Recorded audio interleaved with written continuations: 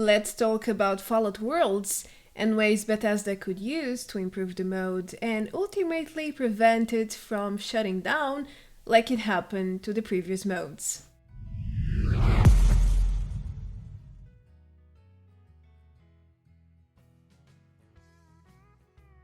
Hello everyone, welcome back to another Fallout 76 video. It's opinion time, and today I'm here to talk about Fallout Worlds, the mode everyone has been asking for so long. Kidding. Who asked for this mode? Is there anyone who actually asked for this mode? Anyway, I will start by talking about why the majority of the players really dislike this mode and don't want to play it. I legit don't know a single soul in my friends list who actually plays custom worlds. For me, there is some personal value as a creator because it allows me to test, which is something I do almost every day. But do I need to go to custom worlds to test? Not exactly. It's very niche, very specific, very selective. And this is exactly what Fallout Worlds is about. It's a very selective mode, which only benefits a very selective group of people. Therefore, why most don't want to play it, don't feel any sort of a purpose of motive to go there and play. But let's start there, okay? So, who wants to play Fallout Worlds? I would say everyone at the start, just to try it out, to see it for yourself. But once you get past that, once you go through the settings list and you play for a couple of hours, you're like, okay, it's a new mode, but why should I play this, What for? And there is no answer. There is no what for. Because first of all, there is no progression. Let's leave that clear. No progression. Secondly, there are no rewards or sense of achievement. Like, there's no incentive there. And ultimately leads to the third point, which is there is no purpose. Like, nothing. So basically, Fallout Worlds is a mode that defies the entire concept of a video game. Why people play video games? Okay? Because there's progression, because there's achievements, there's things to do, like there's rewards to claim, there's purpose because there's so much to do. But in Fallout Worlds, it's the opposite. There's nothing of that. No wonder nobody wants to play it, right? How can we counter this? Okay, now that's the question, because if Bethesda does nothing, this mode will die quicker, much quicker than the previous survival mode in Nuclear Winter, because even there, these modes were also selective. In survival mode, it was aimed for the hardcore PvP players and those who loved the survival aspects of the game, also who loved to, to enjoy a good challenge. Then we moved to Nuclear Winter, which was also PvP oriented, but in a battle royale concept with lots of new stuff, an entire new way to play existing maps, which were modified for that mode. But they all had something in common. They all had a progression system, they all had a reward system, and they had challenges. They had so much attached to them, right? And they failed. So what makes Bethesda think that they can pull a brand new mode without all these elements which hold players together, keep them engaged, and succeed? It's not going to happen, guys. Just forget it. It's not going to happen. So I thought about this very deeply, and I came up with 7 strategies or ways to improve Fallout Worlds. They are based on strategies, on systems that existed or still exist in game.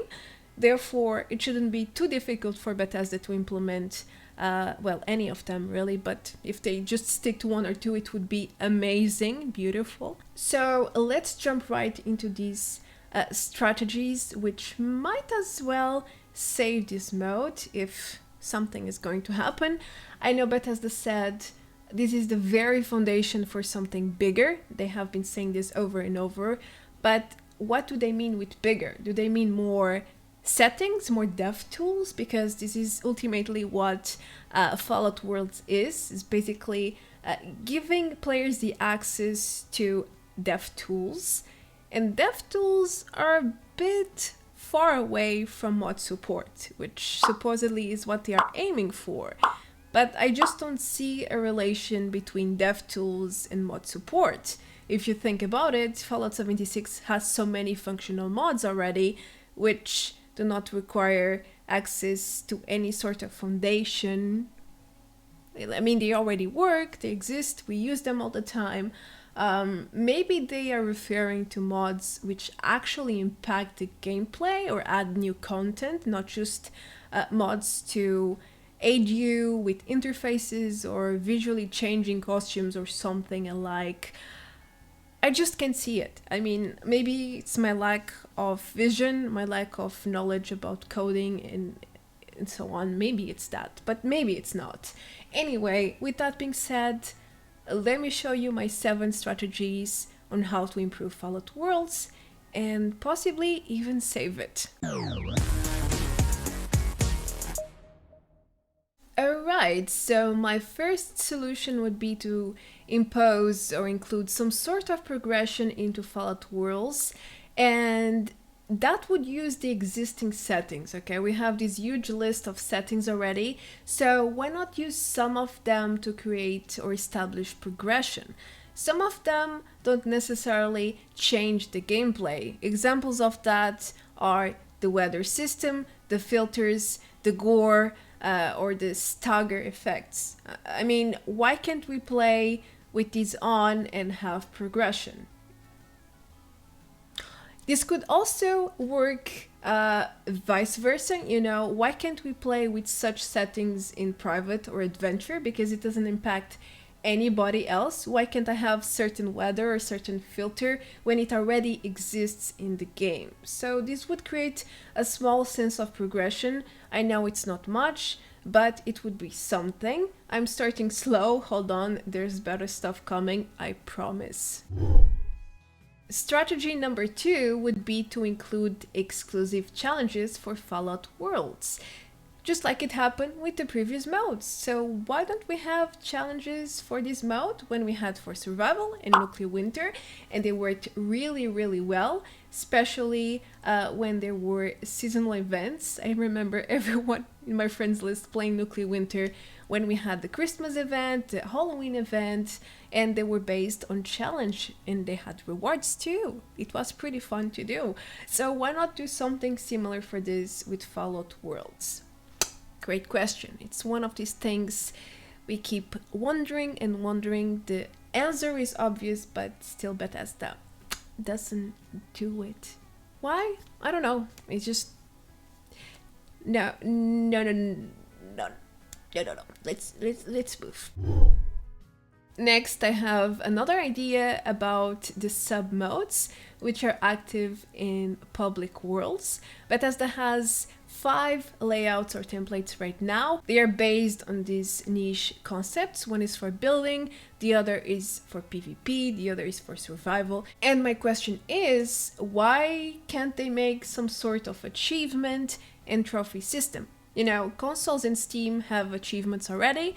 So my idea here would be to create one achievement with one trophy attached to it for each public world mode. So right now there would be 5 achievements and 5 trophies. And I don't think they would have to do much. I mean, if you think about it, we have trophies from Nuclear Winter already. They would just have to readjust the item or change the figure there, and that's it, you know. Just thinking about existing things to save them work and time. I think it could work, especially together with the other stuff I'm presenting here.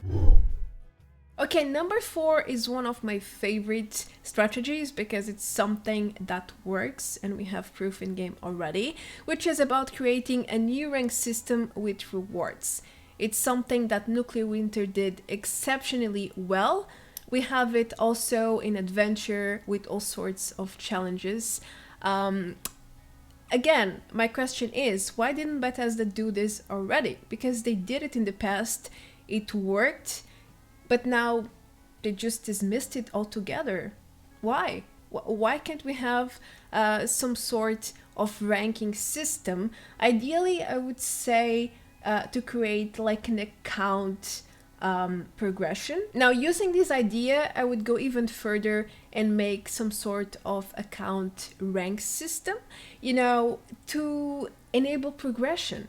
It doesn't matter what character you play, or how many characters, how many times you import your character, because every time, let's say, you level up or you earn experience, that progression will go to your account, but only when you play in custom worlds. I hope that makes sense.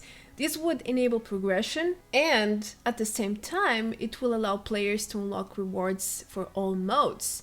So they play in Fallout Worlds, they work towards this rank up system, they unlock the rewards, and then they can use them anywhere. So I think this is perfect. It would be the best system to use to keep players engaged and to give the mode some purpose and some sense of achievement. The next point uses the same exact logic, but with a slightly different system, which we have in game already. It would be based on tokens and then a shop with rewards. A great example of this is at the Camden Park, for example, and this system works perfectly. We have it in game for a very long time, since the release days. So it's another option Bethesda could use, a very easy one. They could easily use this, copy paste, they don't have to start from zero. And again, I would suggest for the tokens to be account locked, not character locked, because this way, again, it would enable progression. You can play any characters you want, you can re-import all the times you want, and all the progression you do with any characters in Fallout Worlds would go towards your account. So the tokens would be able to be earned by any character, and they would stay in your account, and then you can unlock these rewards for all modes as well. That would be ideal. Hold on, I still have a few more suggestions for you. The next one is not very easy. I would say it's a bit tricky to do, so it's probably not going to happen. But I think it would benefit the mode massively, because right now accessing a custom world is hell. Especially if you don't have Fallout First, then it's almost impossible. You can have 100 friends, all of them with custom worlds, but if you don't have Fallout First, yeah, you're not gonna go there. You just can't, because without Fallout First, you can't even join that slot if your friend is not there in the custom world. And that has to change, because otherwise it's just, who can join that mode? When you have Fallout First, you can easily make your own, so joining other Fallout worlds doesn't make a lot of sense to start with. Anyway, if there was a list where everyone could join each other's custom worlds in the friend list, then it would make stuff easier to play. I think Bethesda has to make custom worlds more accessible to everyone, and that would be a step forward, okay? It wouldn't solve the progression and the purpose issues, but at least it would be one step forward. It would be reaching more players, because right now it's so selective, so selective, and it's a huge problem to join each other if you don't have Fallout First. I think it would be great to have a slot always there, and other players can join that custom world anytime they want with no restrictions. But hey, maybe that's just me. I think that would help a lot. Let's move to the last point. Well, this solution is probably part of Bethesda's plans already, but if not, here it is. They need to extend the settings of Fallout Worlds like really badly. I know right now it seems like it's a lot because we have dozens of them, but if you take a closer look, it doesn't translate into much. If you remove the building stuff and the visual stuff, there's not so much to play with. It's mostly enemy difficulty and options to make you invincible. I mean, there's so many more things in the game, so I hope they add more settings in future patches. But most importantly, I hope they can level up from this concept of dev tools into mod support, because ultimately that's the goal, right? I mean, I think it is, but they have been quite secretive about the future of Fallout Worlds, about the real purpose. Okay, what's the purpose of this mode? I think at QuakeCon or E3, they said this is the foundation for something bigger. But the foundation for what exactly? Is it mod support?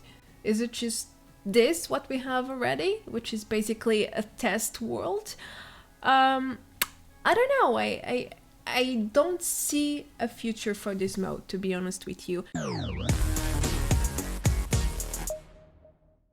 I know I was very optimistic at the start when I first reviewed Fallout Worlds in the PTS, because I really believed there was more.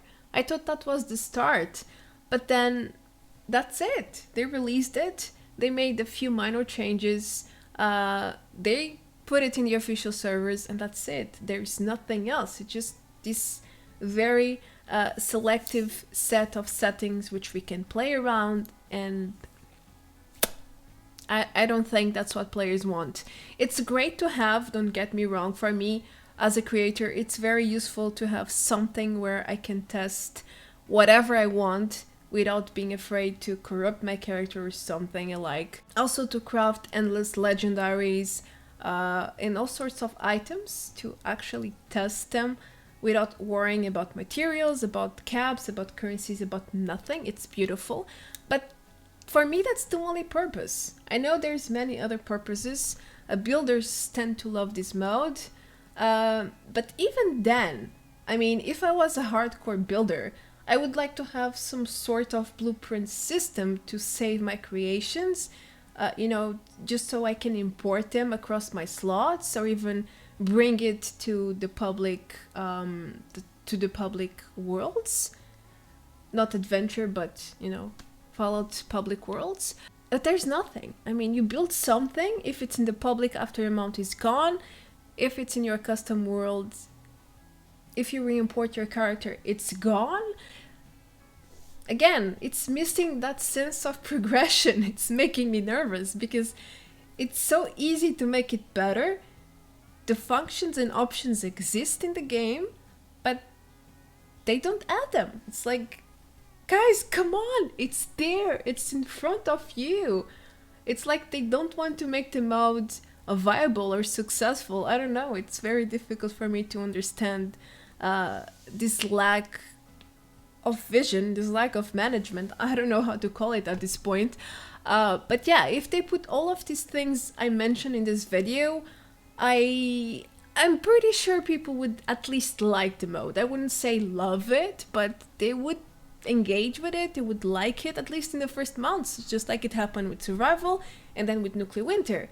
Sure, it might die over time because it's boring, because it doesn't get proper updates and so on, but at the start, when you release a brand new mode and it feels like this, something has to be terribly wrong, right? Anyway, that's it for now.